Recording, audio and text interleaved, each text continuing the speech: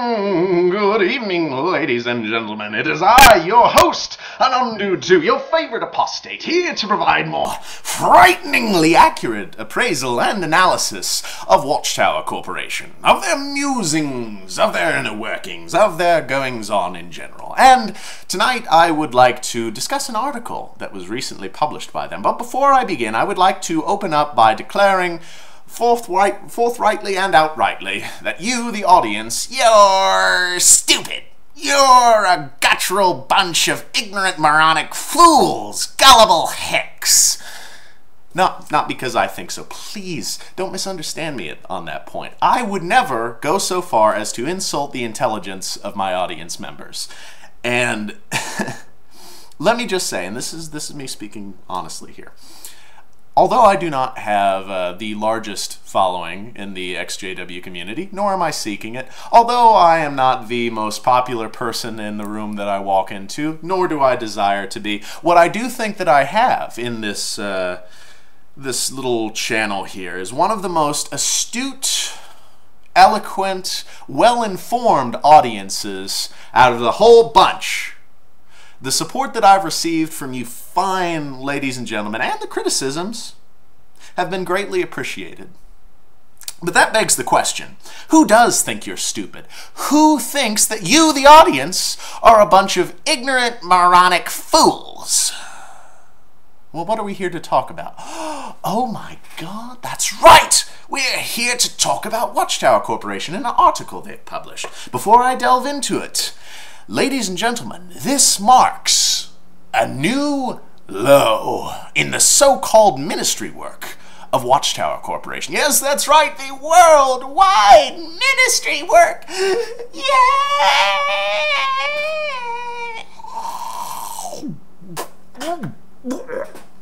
Yes, vomit-worthy though it may be, this represents a new low. Well, without further ado, what is it exactly that I'm talking about? Well, you're in luck. For you too can enjoy the dastardly guttural ignorance of what was published here. Yes, in the October 2012 edition of the Watchtower, public edition, not the private edition which is secretly guarded for members only. That's a different matter. Located on page 13, I'm sorry, 12, an article entitled, "A Conversation with a Neighbor. Does God punish people in hellfire?"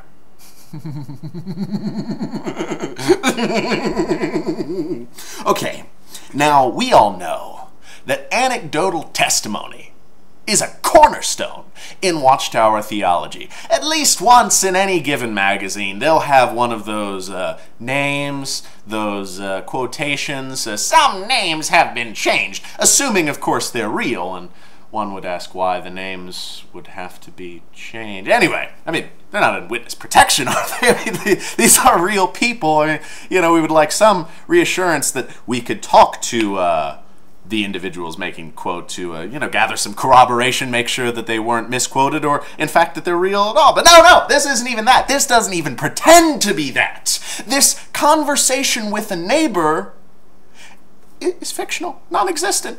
The characters in this publication do not exist in the real world. Now, this is an article. This is supposed to be food at the proper time. This is supposed to be complex, contemplative, spiritual food delivered to you from upon high in the ivory tower of Brooklyn Bethel, Watchtower Corporation.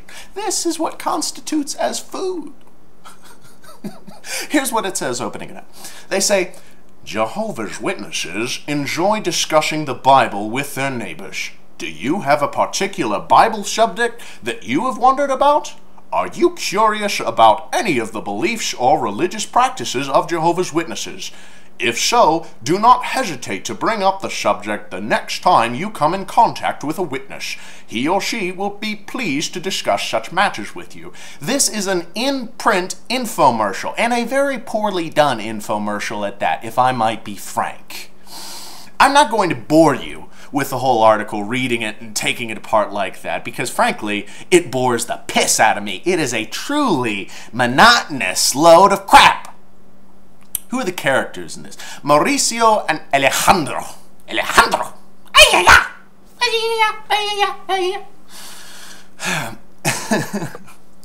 And so Mauricio and Alejandro, they go back and forth in a very dry, very uninteresting, very status quo conversation. It's so boring as to be unreal, unbelievable. And what I think Watchtower is inferring here with you is that they believe you, the audience member, are incapable of having a straightforward conversation with the Jehovah's Witness who comes to your door, although they invite it at the opening paragraph as part of their entry gateway statement. They're hooked to get you to read the rest of the article, which it's pretty bad at that too. These people would be in dire need of some collegiate education about journalism and printmaking and English, but they probably wouldn't benefit from such an education anyway. It's a shame to waste knowledge. Anyway, what they're trying to do here is they're trying to circumvent you asking any questions. See, if you walk yourself through, if you're the gullible masses that they're trying to target here, if you truly are the naive moron that they're shooting for with an article of this magnitude, which I might say takes up a whopping 3 pages in a 30-page publication, they've wasted 1/10 of their total resources to inform you about God, supposedly. They waste their printed page with a fictitious conversation. Now, theoretically speaking, when you receive this publication, when you receive the magazine, if the witness mythology is to be believed, you will have received it, knock, knock, knock, in the door-to-door ministry. So, why would you print a conversation in a magazine that was given to you by someone that theoretically you just had a conversation with? This doesn't convince anyone. This isn't well laid out. It doesn't even use scripture. How many scriptures does it use? It uses very few scriptures, surprisingly few scriptures, considering the depth of research that Watchtower has conducted to establish their theology. And though it is thinly connected, although it is based upon misconstrued, out of context, and mistranslated passages of the Bible, as if that'll do you a fat lot of good anyway, but that's beside the point. Despite the fact that they have done what I think they would tell you is their best efforts, they don't even bother to use scripture in this article, or many scriptures, in this article to convince you of their biblical teaching. You are supposed to go over these 3 pages and come out the other side of it as a believer, and as far as witnesses are concerned, this is talked about at almost every meeting, at almost every district convention. This is one of the subjects that Jehovah's Witnesses truly do feel comfortable in debating with the rest of the members of Christendom. This is a cornerstone, a foundation teaching, and it is so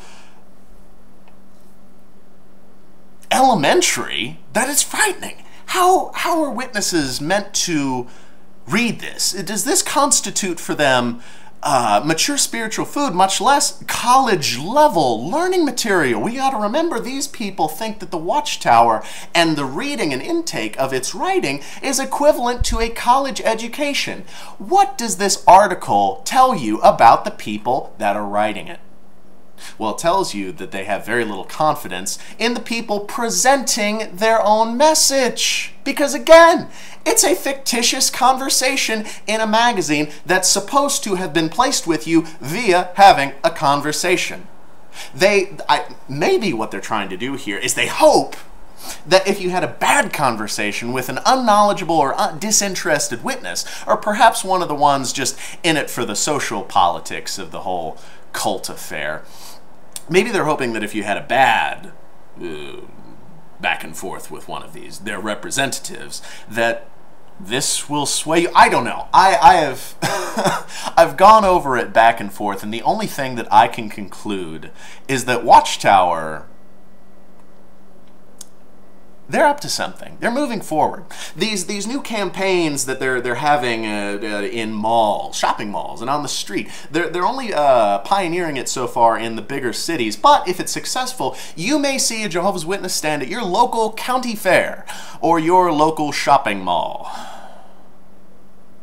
A far cry from going door to door. It almost reminds you of the more base evangelical churches, because there are many of those with stands and pictures and sandwich boards and other... Oh. That's it. I'm pretty much done with this, but I felt that you, the audience, should be made aware of how little Watchtower Corporation really thinks of you. I hope you enjoyed my musings, and I will be back for more. My very next video will be extrapolating about the new light received at the annual meet, reported to have been received at the annual meeting just this month. So if you aren't aware of it, stay tuned, for there will be more. Until then, remember always, ladies and gentlemen, that life is only a state of mind. Good night.